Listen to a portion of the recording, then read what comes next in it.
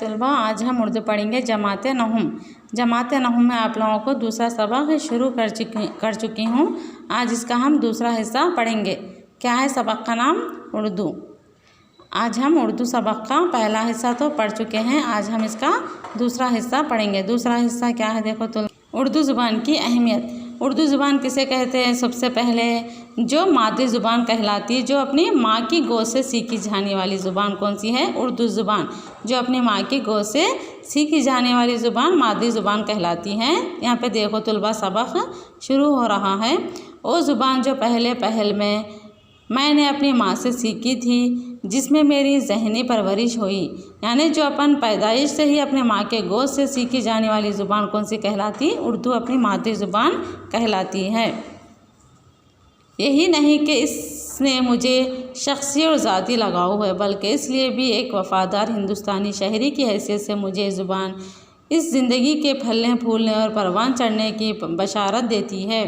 यानी ज़ुबान के ज़रिए अपन क्या कर सकते हैं? हिंदुस्तानी शहरी होने के बावजूद इस ज़ुबान को हम आसानी से अपनी मादरी ज़ुबान को पढ़ सकते, लिख सकते, अपने परवान चढ़ सकते हैं अपनी ज़िंदगी से। जो हम सब हिंदुस्तानी अपने आज़ाद देश में देखना चाहते हैं, अपने आज़ाद देश में तमाम लोग हिंदुस्तानी है। इस ज़िंदगी की रूह क्या है? इसकी रूह है वो हमेशा से रहती है। इस ज़िंदगी की रूह क्या है? कैसे हैं? कसरत में वहदत की तलाश, अलग अलग और तरह तरह के अनासिर से एक मिली जुली गंगा जमनी तहज़ीब के बनाने के आरज़ू है। क्या है ये? गंगा जमुना तहज़ीब से मिली हुई ज़ुबान है। कौन सी? उर्दू ज़ुबान, जो रंग बरंग के तमद्दुनी फूलों की वहदत कौमी के डोरों में पुरोकर ऐसा हार बनाना चाहती हैं।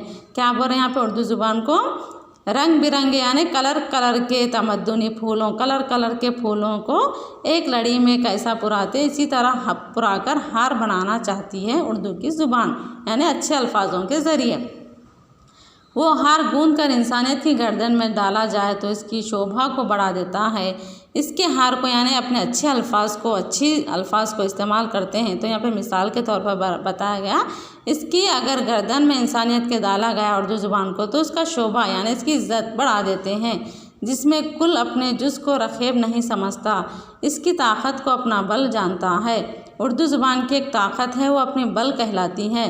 हिंदुस्तानी ज़िंदगी के तमद्दुनी मुज़ाहिर में मुझे ये रूह उर्दू ज़ुबान में बड़े सुथरे और निखरे हुए रूप में दिखाई देती है। क्या बोल रहे हैं यहाँ पे? उर्दू ज़ुबान एक ऐसी है, बड़े ही साफ़ सुथरे और निखरे हुए रूप में दिखाई देने वाली ज़ुबान कौन सी है? उर्दू ज़ुबान है। और उर्दू की तारीख़ पर तहक़ीक़ाती काम मुझे इस वजह से और भी अहम दिखाई देता है। मैं भी समझता हूँ कि अदना तामुल से बात बिल्कुल रोशन हो जाएगी। उर्दू ना किसी फ़िरक़े की ज़ुबान है, ना किसी मज़हब की। उर्दू की अपनी ख़ास अपने मुसलमान बोलना बल्कि ही नहीं, हर कोई इस ज़ुबान को बोल सकता। कौन से भी मज़हब के रहंदे, कौन से भी ममालिक के लोग इस ज़ुबान को आसानी से बोल सकते हैं। ना किसी मज़हब की पर्टिकुलर ज़ुबान है, ना किसी हुकूमत की तरफ से ज़बरदस्ती चलाई जाने वाली ज़ुबान है। ये ना हुकूमत की तरफ से ज़बरदस्ती चलाई जाने वाली ज़ुबान भी नहीं होती, या हुकूमत की ज़ुबान भी नहीं होती। ज़बरदस्ती इसको भी कोई भी नहीं कर सकता। ये अपनी मर्ज़ी से अपनी मादरी ज़ुबान माँ की गोद से सीखी जाने वाली ज़ुबान है। इसको अपनी मर्ज़ी से कोई भी इंसान, कौन से भी मज़हब से ताल्लुक़ रखने वाला इंसान क्या कर सकता है? अपनी मादरी ज़ुबान को, उर्दू ज़ुबान को बोल सकता है। ना किसी ख़ास नीयत से मसनूई गुड़ी हुई ज़ुबान है। ये तो लोगों की ज़ुबान है। क्या है? ये तो लोगों की ज़ुबान है। आपस के मेल जुल का फल है। आपस में एक दूसरे से मेल मिलाप का फल है। यानी आपस में आप एक दूसरे से मिलते हैं तो अपन इस ज़ुबान को इस्तेमाल कर सकते हैं। जैसे मेलों, ठेलों, बाज़ारों, मंडियों की रेल पेल में बोली हुई ज़ुबान है। इस ज़ुबान को हम कहाँ इस्तेमाल करते हैं? जैसे आम तौर पर बाज़ारों में या मेलों में या बाज़ारों में, मंडियों में इस ज़ुबान को आसानी से बोली जाने वाली ज़ुबान है। ज़िंदगी के व्यापार के कांटों में तुली हुई ज़ुबान है।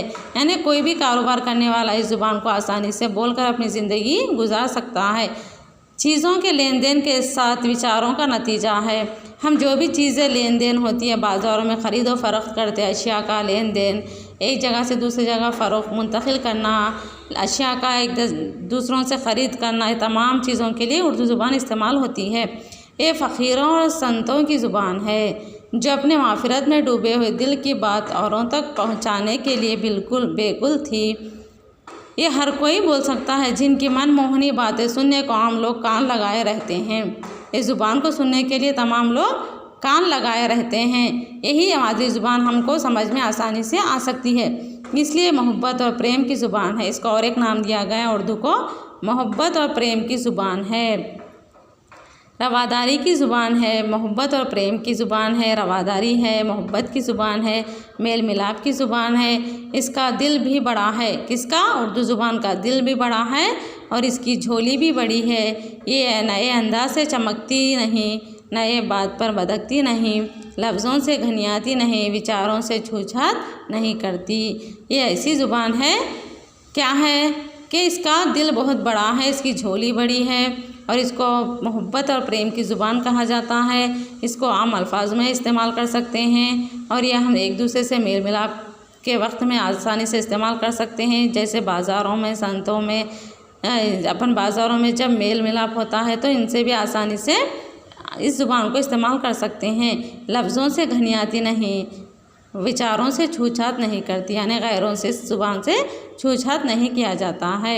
आज हम इस सबक को यहाँ पर मुकम्मल करेंगे, इस हिस्से को। इंशाअल्लाह इसका अगला हिस्सा कल पढ़ेंगे। और इससे पहले आप लोगों को एक होमवर्क दे रही मैं, इस होमवर्क को लिखकर भेजना है। तुलबा, आप लोगों का होमवर्क ये है, मुसन्निफ़ का तारुफ़। कौन है मुसन्निफ़? डॉक्टर ज़ाकिर हुसैन। इनके बारे में आप लोग याद करके बगैर देख के लिख कर भेजना है।